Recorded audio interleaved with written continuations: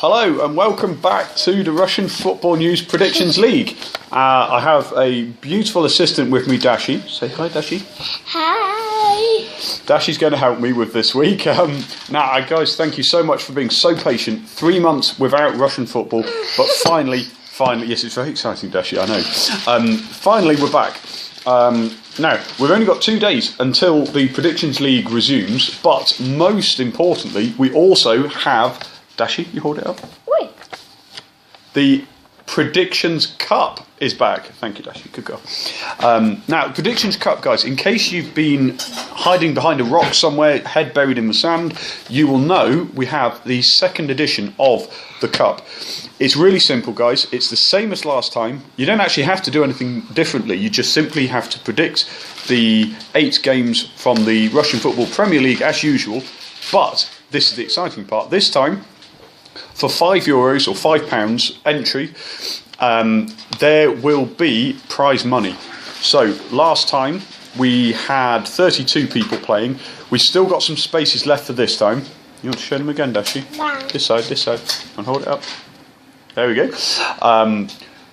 This time, guys, it depends how many people enter to exactly what the prize fund will be. But if you want to enter the cup, it's €5, £5 to enter. Send us a direct message on the Facebook page and tell us you would like to enter, and we will tell you what to do next. Okay, guys, I'm going to crack on with the league fixtures because that is the bread and butter of what we do. First up, we have on Friday night, we have Anzhi at home to Rubin Kazan. Now, guys, as you know, if you follow Russian football at all, which hopefully you guys do, this is when most clubs do their transfer business in the winter break because it is the longest period without football. Mommy, I didn't You think so, Dashi? Yeah? Do you like the winter transfer window? The transfer window, when they buy new players, do you like it? Да. You do? Oh. Well, Dash is a fan of the winter transfer window. Now, let's just have a look. Anzhi at home to Rubin. Rubin, really, for me, the winners of the transfer window. They offloaded a lot of their very, very expensive wage bill. Got a second glamorous assistant, Sophia. Come say hi, Sonny. Hi. Okay, you're going to help me as well, Sonny, okay? All right. Yeah, okay, girls, we're slightly distracting. Yeah, very good. Girls, we need to focus on the Russian Football Premier League here. Okay, so like I say, Rubin Kazan, they offloaded a lot of players. They've got rid of Jan and Vila, I believe was their top earner. Maxim Lestien has gone. Alex Song has gone. Ruben Roshino has gone out on loan. Moritz Bauer, the biggest seller, to Stoke City for quite a lot of money.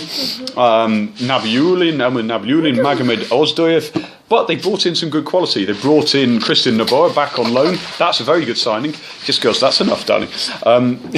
Sorry about this. I'm afraid you're going to have to put up with this. They've also... they brought in Vyacheslav Podborozhkin on loan. Great signing, that is.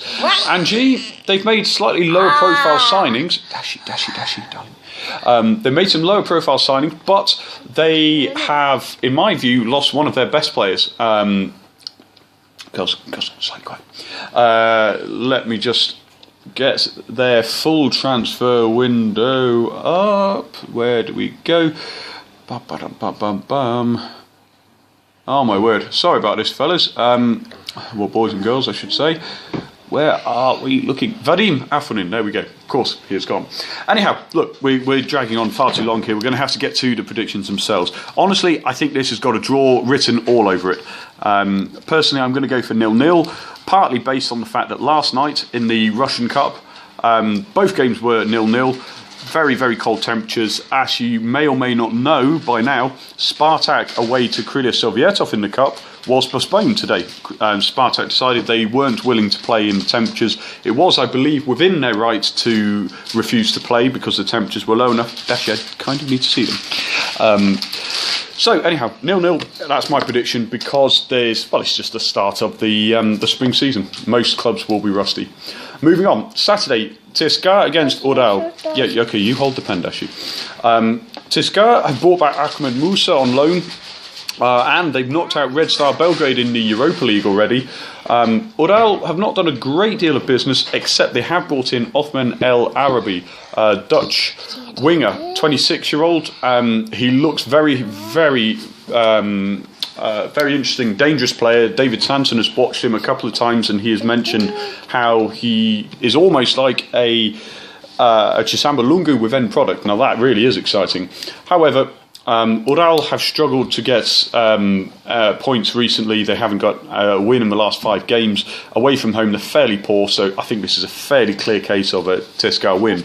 However, like I mentioned, Tiscar have European commitments, so they might be conserving their energy. They may sub off a few players later on. I'm only going to go for 1-0, but I am going for a win to Tiscar. Okay, you hold it again then. Zenit home to Amkar.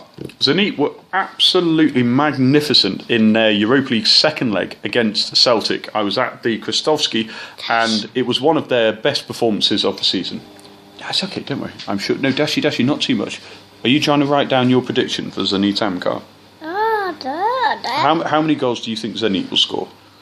8. 8? Да? Really?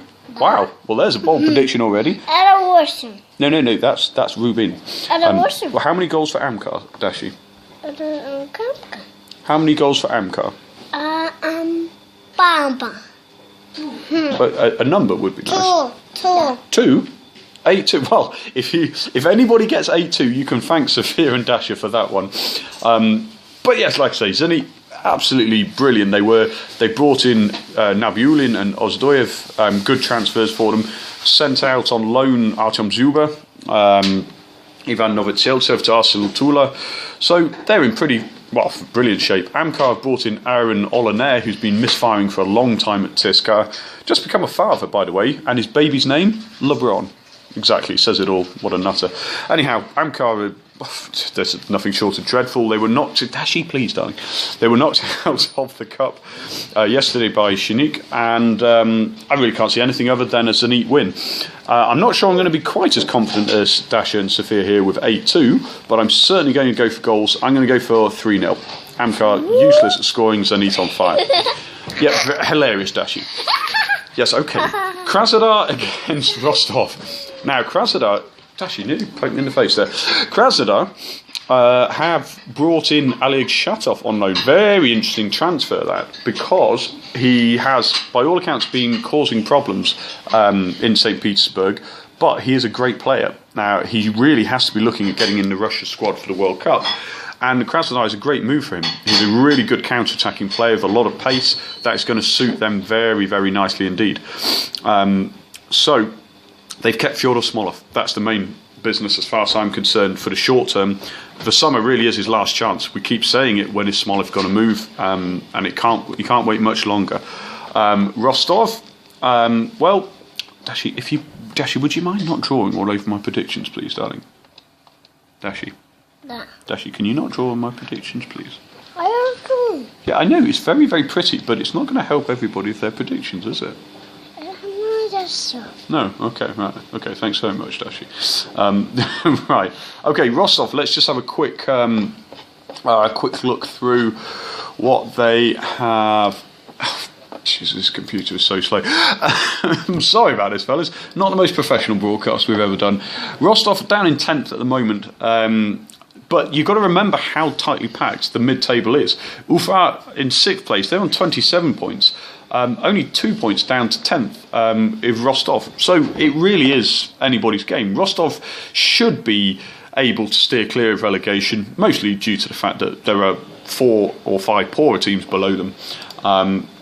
But in terms of what players, actually, would you mind? You've already gone for 8-2 Zenit against Amkar. I don't think that's going to help anybody. You are practicing your letters very well. Your writing's going very well. Right, okay, Rostov, sorry guys, we will get on to this. They brought in, interestingly, Bjorn Sigurdarsson, played in England for Wolves, not very successfully to be honest, but... Dashi, darling.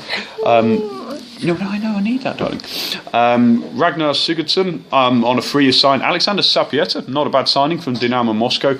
But Krasnodar, surely they're on form. Well, I say they're on form. Their recent results have been good. In the league, 3 in a row they've won. Dashi. Okay, well you tell me what you think Krasnodar Rostov score. Krasnodar are going to win. How many goals for Krasnodar? Not Vosim again. 8. Sonny, what do you think? Krasnodar Rostov. How many goals for Krasnodar? 8. You two are useless. Really. Right, Krasnodar Rostov. I am going to go for 2-1 to Krasnodar. SKA Khabarovsk at home to Tosno. Look, I'm going to be perfectly honest with you guys. I'm not going to waste much time on this one. It's just... Yeah, Dashi. Okay, you have the Ruchka. Honestly, trust me, if any of you have 2 young Russian daughters, you'll know exactly how I feel right now. SKA Khabarovsk at home to... It's okay. SKA Khabarovsk at home to Tosno. SKA are in serious trouble. Rock bottom of the league at the moment, 7 points behind Angie, 8 points behind possible safety, and 10 points behind guaranteed safety as things stand with 10 games to play.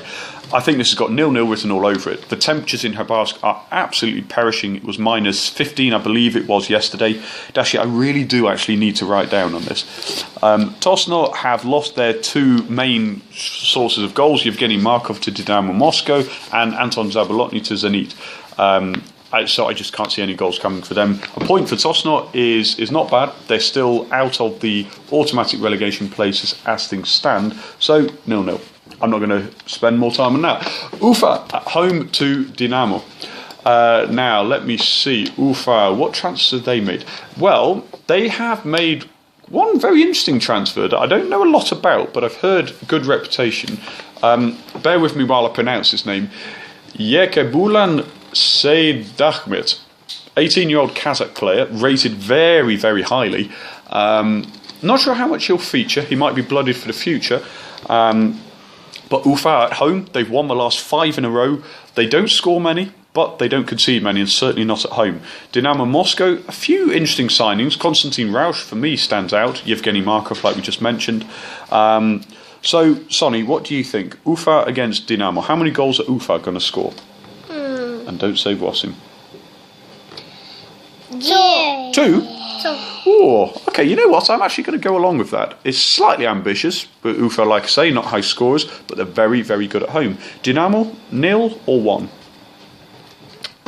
1. 1. All right, we're going to go with 1. So professional how we do this, isn't it? Now, the big game... Oh, sorry. First, Arsenal Tula at home to Akhmat Grozny. This is actually much harder to predict than you'd think, certainly from the first half of the season, because Arsenal Tula have made, like we mentioned, 2 very interesting loan signings in Dzyuba and Novoseltsev.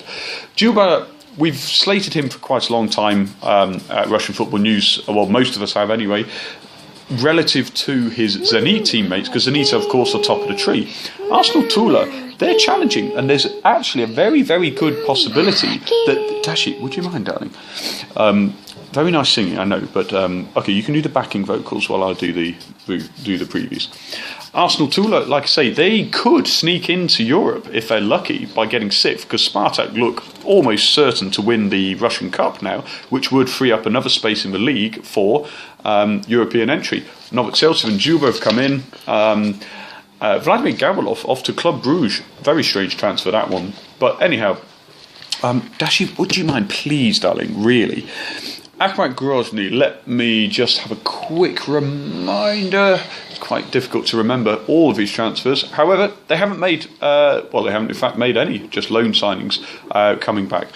Akhmat, this is a tough one really. I'm actually going to go for a draw in this one. I'm going to go for 1-1. Arsenal Tula, decent at home. Akhmat, a decent side. That's about as far as I can go with that.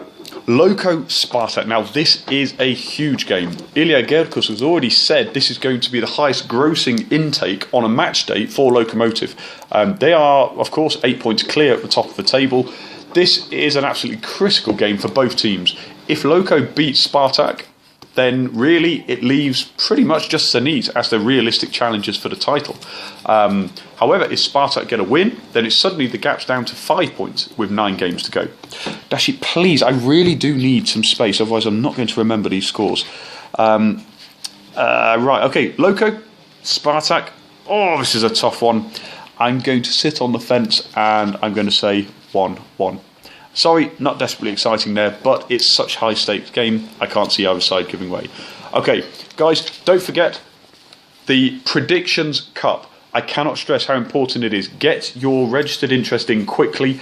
Send us a message on the Facebook page by direct message saying you'd like to join, and then you need to PayPal us £5 or €5 to enter, and you could win a Dashi, please get your head out of the way, a cash prize.